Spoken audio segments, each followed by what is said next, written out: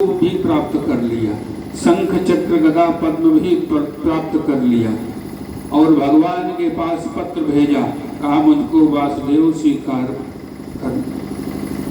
भगवान देखे तो खूब हंसे। और ये आजकल के लिए संकेत है कि हमेशा खास करके हाथ जोड़ करके माताओं से एक बहुत बड़ा निवेदन है कि माताओं, अपने घर के जो सदस्य हैं, जो श्रेष्ठ सदस्य हैं, जो अपने घर के मुखिया हैं, पुरुष वर्ग हैं, उनकी बात जरूर मानिएगा। तब आपको कहीं से धोखा नहीं मिलेगा। और नहीं तो अगर सबसे ज्यादा धोखा मिलता है तो माताओं को ही मिलता है।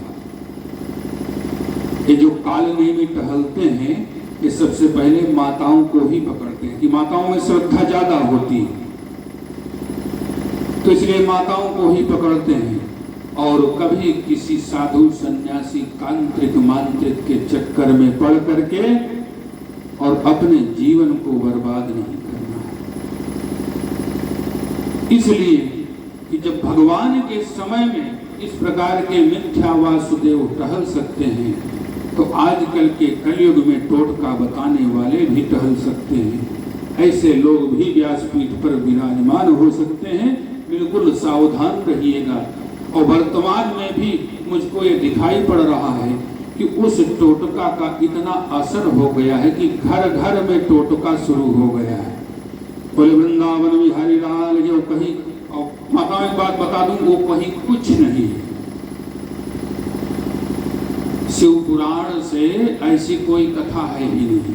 शिव पुराण में 12 ज्योतिर्लिंगों की कथा है। भगवान के जो है, भगवान शिव के अवतारों की कथा है। 12 ज्योतिर्लिंगों के प्रादुर्भाव की कथा है। गणेश जी की कथा मिलेगी, पार्वती जी की कथा मिलेगी। इस प्रकार से जो उसका वर्ण विषय है वो इस प्रकार से है, उसमें किसी प्रकार का कोई टोटका नहीं है। इसलिए जब भगवान के समय में ही नकली लोग बन करके टहल सकते हैं, तो वर्तमान में तो कलिकाल चल ही रहा है, कितने लोग टहलते रहेंगे, इसका कोई भरोसा नहीं है। इसलिए बिल्कुल सावधान रहिएगा और बिना पहचान किए कभी भी कहीं पर किसी के पास जाना उचित नहीं है।